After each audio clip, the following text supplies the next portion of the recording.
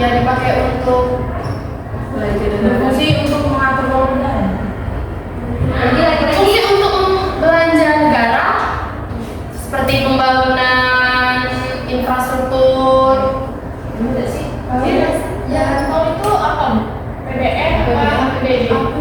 APBN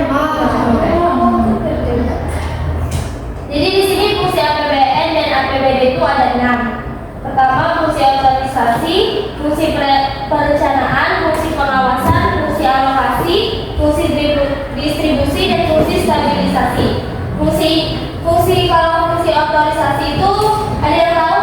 apa tadi Bu? Fungsi otorisasi. Fungsi Fungsi apa Bu? saya Bu. Kami Bu, aku duluan. Saya. Fungsi otorisasi itu yang berarti bahwa anggaran negara menjadi dasar untuk melaksanakan pendapatan dan belanja pada tahun yang bersangkutan. Ya benar. Kalau fungsi perencanaan? Saya Bu. Ya. Itu fungsi perencanaannya sebagai pedoman untuk merencanakan kegiatan pada tahun anggaran yang direncanakan. Kalau fungsi pengawasan?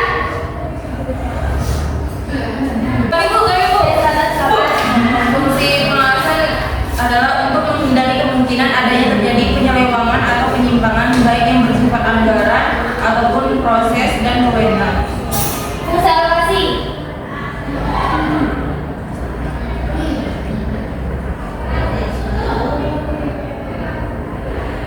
Saya Bu.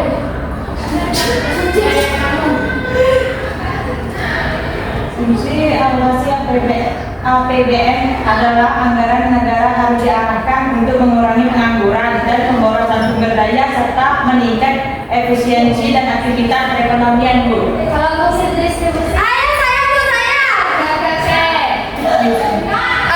Fungsi distribusi itu adalah mendistribusikan dana kepada masyarakat sesuai alokasi yang sudah dirancang sebelumnya. Jadi di sini Ibu mau kalian buat kelompok dengan beranggotakan 2 orang. Sudah Bu. Pilih sendiri ya Bu. Coba sama-sama. Terus kalian buat soal masing-masing. Terus soalnya dilemparkan ke kelompok yang kalian mau. Soalnya tuh Bu katanya itu tentang APBN atau tentang semuanya? Boleh tentang APBN, boleh tentang APBD. Irsan, minta kertas dong. Jangan nanti. Dan iya,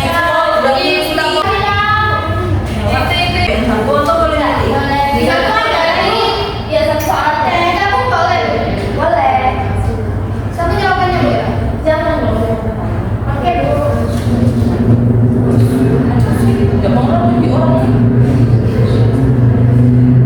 Kan keuntungan ngasih ke kelompok yang susah jawab. Jadi poinnya buat kalian. Iya, Biar betul. bisa oke. Iya. Ini sudah oke Bu. Ya dulu yang lain ya. Banyaknya Putri.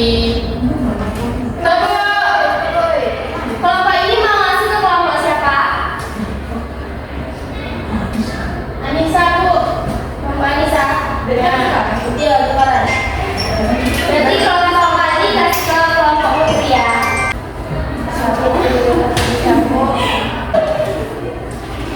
Ayo jawab. Waktunya Ibu kasih 5 menit.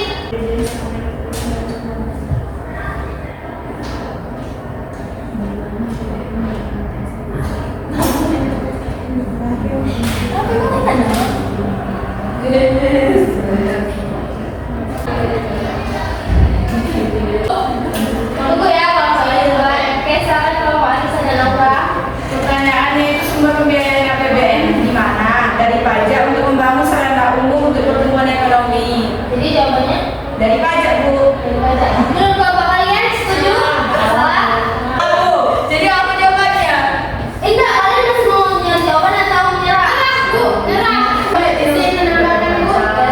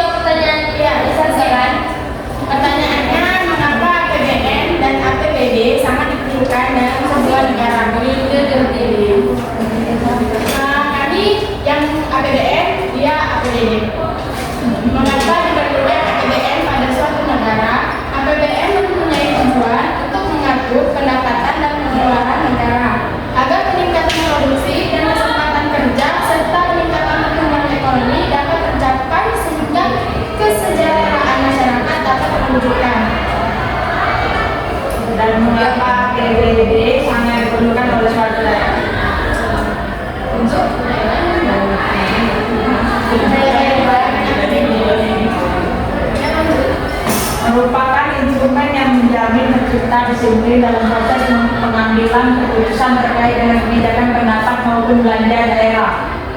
Dalam rangka disiplin anggaran, menyusun anggaran baik pendapat maupun belanja juga harus mengacu pada aturan agar pedoman dan landasannya. Gimana?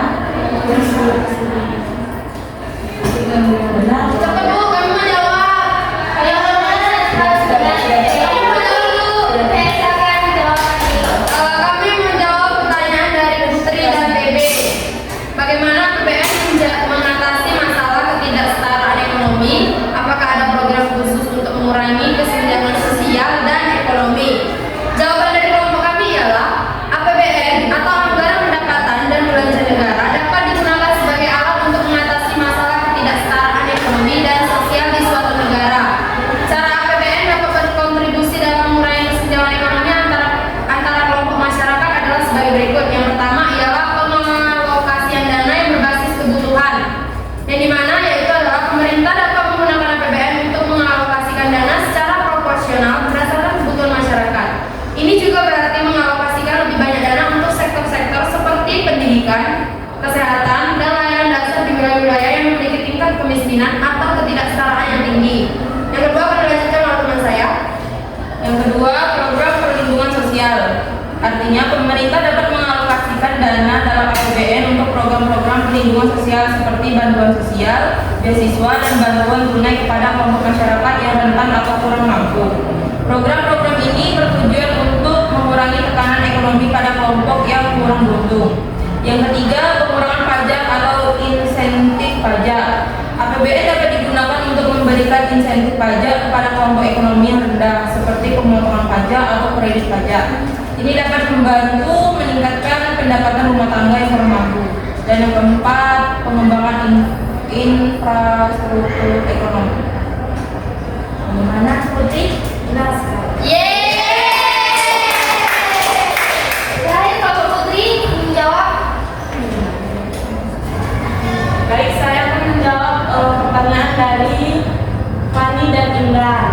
Pertanyaannya, bagaimana pengaruh APBD terhadap perekonomian suatu negara?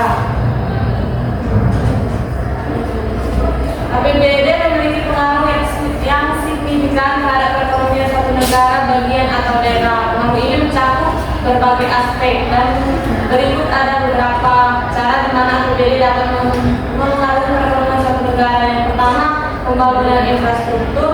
Yang kedua, pemenuhan kebutuhan dasar. Yang ketiga, penciptaan lapangan kerja. Dan keempat, peningkatan pendapatan daerah.